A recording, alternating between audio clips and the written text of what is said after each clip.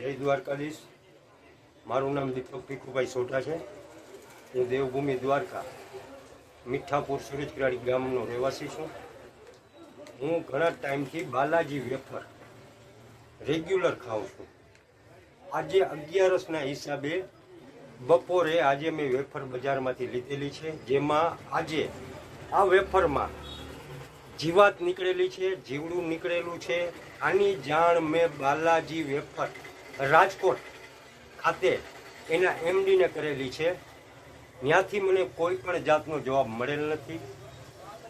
મારે સરકાર શ્રી આરોગ્ય ખાતા ફૂડ વિભાગને અરજી કરવી છે કે મારે આ વસ્તુ બીજા સાથે અથવા મારી સાથે કદાચ ખાવાથી મારું ધ્યાન પડી ગયું, કદાચ ખાવાથી મને કાંઈ પણ સંજોગોમાં કાંઈ પણ થઈ ગયા અથવા તો હું એક્સપાયર થઈ ગયા તો એની જવાબદારી કોણ લે?